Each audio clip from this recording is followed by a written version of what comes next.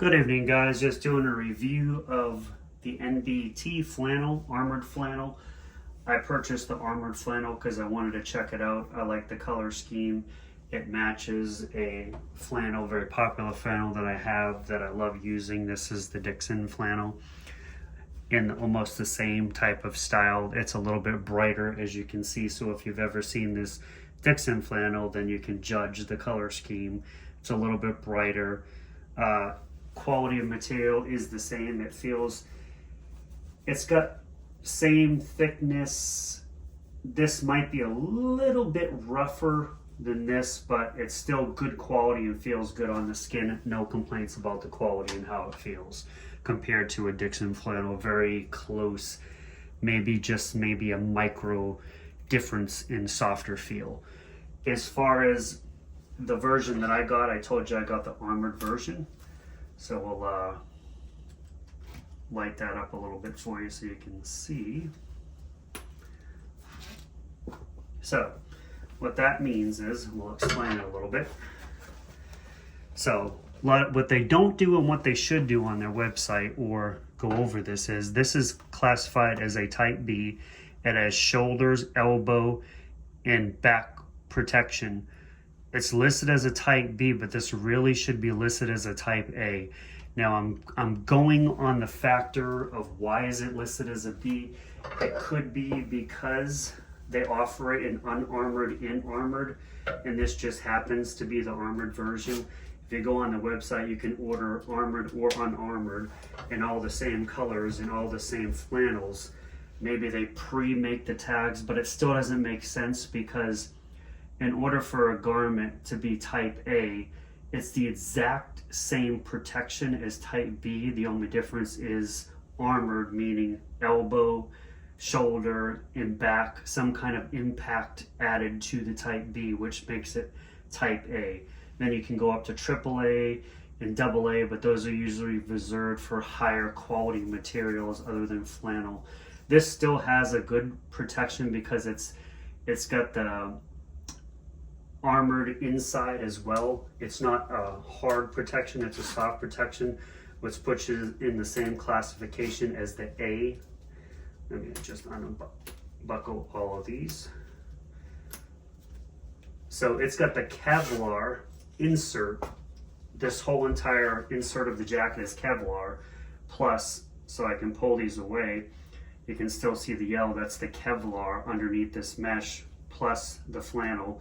So it's got the Kevlar, which is abrasion resistance, which that's what the E stands for. So it's got the abrasion. Well, no, the E on this is elbow, but the classification between A and B is what. So there's C, B, A, AA, and AAA.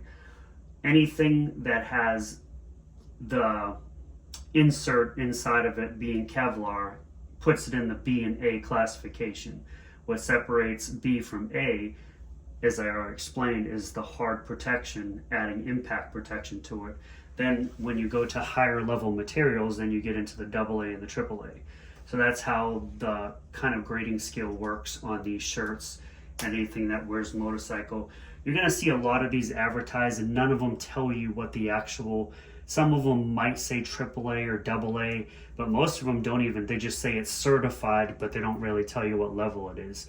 This one's kind of in a gray area because it's definitely got the Class B and the Class A rating because it's got the armor and it's got the, I just don't understand why it's not rated as A, because it's got everything an A should have. And the only thing I can come up with is they pre-printed all their labels because they're selling them unarmed and armored. Because even the unarmored version that you buy has the inserts. You just have to buy them and put them in there yourself. Where if you buy the armed version, they come with them all. So that's the only thing I can come up with is why the labeling is like that. And I haven't spoke to the company about it. But the shirt is very comfortable. As I said, it's very comparable to a Dixon. The armored padding does not get in the way. It feels very natural. Little bit of difference, but not a total bunch of difference. It's kind of a natural feeling. The back support could be a little bit stronger. It's there, it's going to protect you, but I feel like It could be a little bit stiffer, but it is good and it works for what this is made for. The dislikes I don't like the Velcro sleeves. It has Velcro sleeves where I think it should have a button sleeve. Plus a lot of the higher level ones have some material here to block wind, where this just has Velcro, which Velcro will do on its own, and I could add buttons later on if I really wanted to. I could sew a button in there. I just think Velcro is kind of cheap and it just falls apart after time. Things stick to it and the Velcro comes unusable after years of use. In my experiences of using Velcro over long periods of time. It is a left zip shirt, which kind of weird. It's kind of European style. It could be European or female left zip. So that's kind of, you're always trying to zip it up righty, but it's actually a left zip. Button snap easy. You can practically do it one-handed just by going down. They just line up so perfect. So the buttons, it's dead on. So it's a good garment. It was made very well. The snaps are great. I think it's YKK zipper. Might not be. I could be giving them that credit. And nope, it is a YKK zipper. So it's got a great zipper. It's got a great button system. It's very comfortable. It does the job. I have no complaints about it. I think it's a great garment. The only thing, and this is really isn't a complaint, I just prefer a button over Velcro for the reasons I said. It's also got snap down collar. So when you're riding, your collar's not going to come up in your neck, and you can also loop it over a vest if you wear a vest. I wear this with a vest, and this padding does not get in the way. It feels very comfortable and very natural. It's a great riding shirt. It's very comfortable. I've ridden probably about 3 or 4 times with it, and I've been satisfied with it thus far. And can't really say anything bad about it. I went over some of the rating that it has, and everything that I've experienced with it is all positive stuff. So I don't understand why it doesn't say type A, which I've explained why it should say it and it doesn't say it, but it could be because of what I said, mass production of shirts without the armor, and they just went ahead and added that. So this really should be qualified as a type A, considering it has the armor in it.